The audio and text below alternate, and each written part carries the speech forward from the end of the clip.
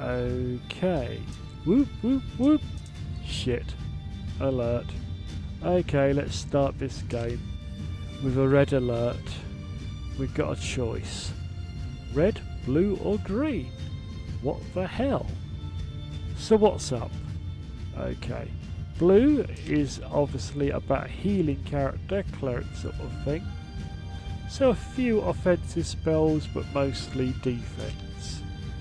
Green looks like a necromancer slash assassin like character that can mimic, use assassination, other abilities like invisibility and prayer so he can get clones to get attacked first. Interesting. Ah, more my school. Red, a fighter with magical attacks to help you do damage. A real flood character. Yep, that's right up my street. What's this? Equipment selection. So you can choose from 3 different sets of armour / weapons. You get the basic warrior set, cleric set, and assassin / thief set. Okay, so of course I've gone for the warrior selection. Make your selections and then we're off to the big cutscene so we find out what the heck is going on. Okay, we're in a monastery. Fighting demons. Okay, your matey here who's been injured sets you a task of opening a door for her injured companion. Okay, well, every room seems to have a small demon or demons / enemy in it that attacks you, maybe, or maybe not. We'll find out about that later. So you find out to mash that attack button, left button on your mouse, and defend of course with the right. Not bad system, quite like that. Sensible, okay. Unlike another game I review tonight, but that's another story. You can also of course use a weapon as a defence, but not quite as good as a shield. And you can dodge as well by the use of like the space bar. Sprint, directional, all the usual options. And of course you can cast spells to give yourself some extra oomph. This renews after time. You got like a sort of magical essence that sort of renews itself. Allows you to cast spells until your essence runs out. Hit points, we've got all the standard fare here. Okay, you've also got light and hard attacks. That's, you know, nothing too onerous here. Ah, you have abilities. You can also sneak. So occasionally you meet other creatures that have different behaviours, movements and abilities or lack of abilities. Some may be blind, so you can sneak by them. You don't have to welly in on all of them, but of course you pays your money and you takes your chances.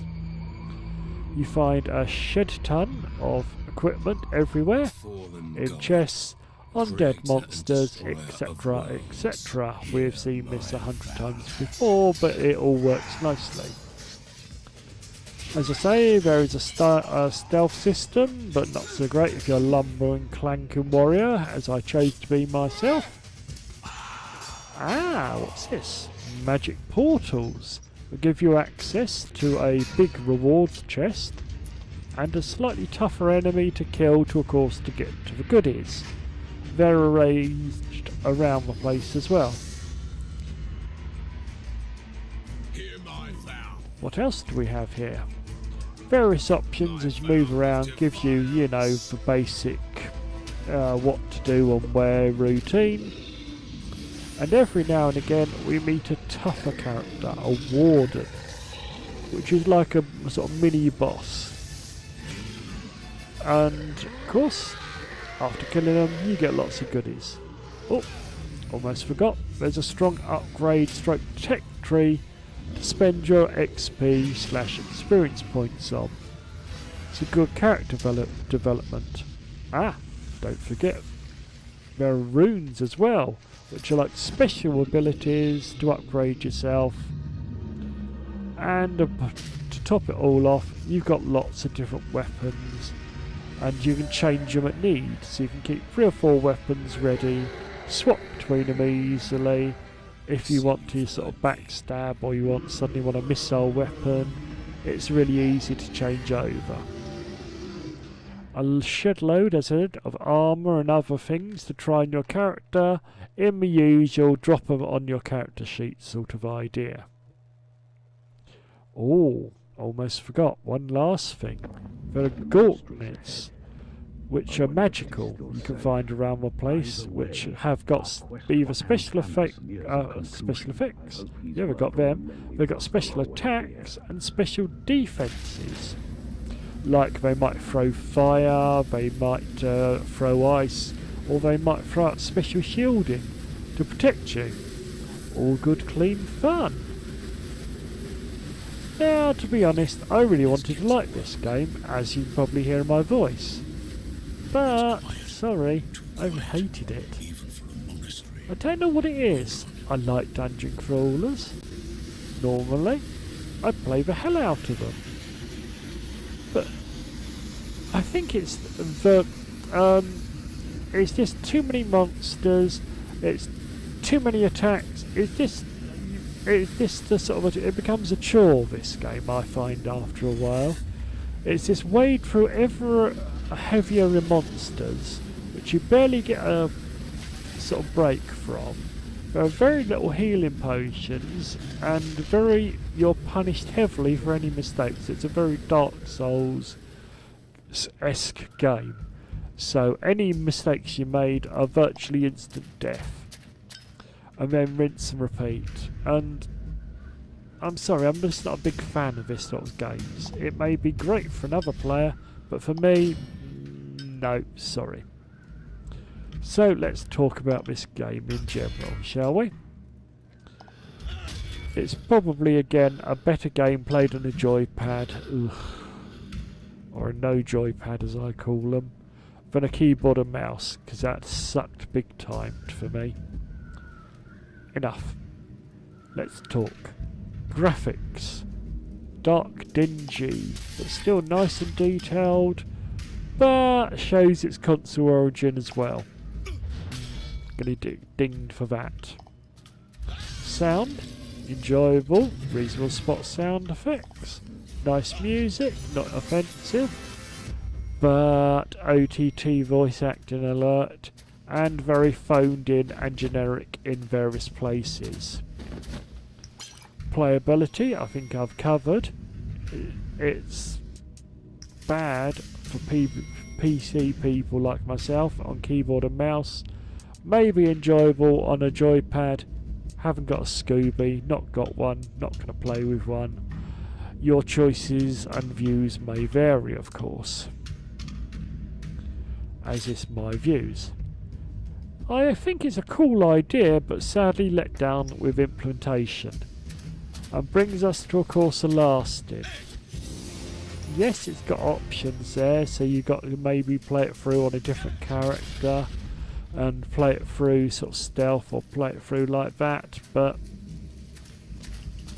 it's going to lose score through that. So, as we're talking scores, let's score it. Graphics, I'll give it a 6. Sound, I'll give it another 6. Playability, a 5. Cool, a 5. And lastly, lasting, ho-ho, a 6. That gives us a grand, or not so grand in this case, a total of 28. But puts it in the low B category. Still a reasonable game. With bad design choices, I'm sorry to say, I'm sorry, not for me. Your choice and your views may vary, of course. Well, let me show you my bad gameplay as standard. And I just want to remind everyone, I review 2 random PC games at least every weekend on a Saturday. It's time for me, your host, MasterlitchUK, to bring proceedings to a close. and to let you enjoy the gameplay. Enjoy!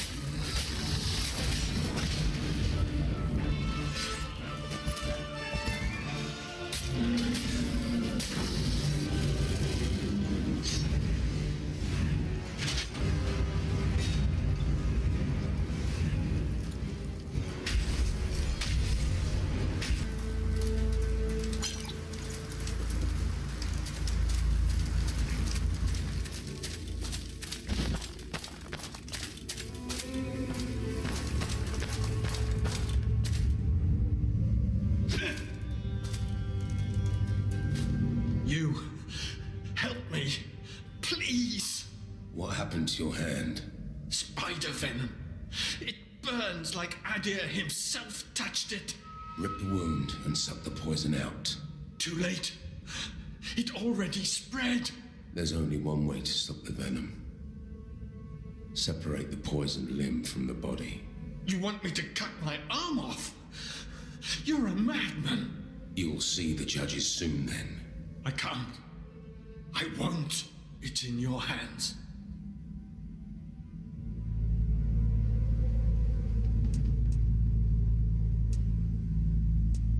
All right. On your head be it.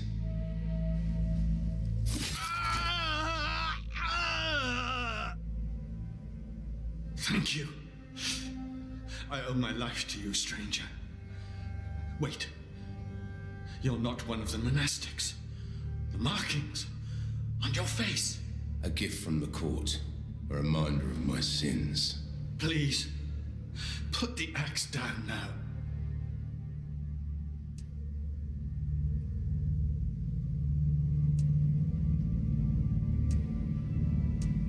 I need to get inside the main building. I'm looking for Antanas. Antanas is in the Citadel, but the gates have been sealed as soon as the Rogar started swarming in. It's now impossible to get inside. And even if you would, I don't know if you'd find anyone alive inside. The sky rained fire and something has crashed into the tower.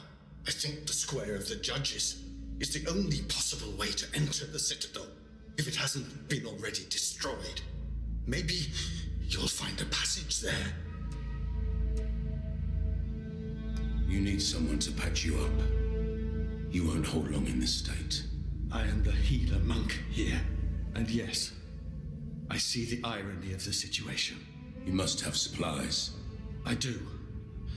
They're in the laboratory, but the place is full of Rogar beasts. It's no use.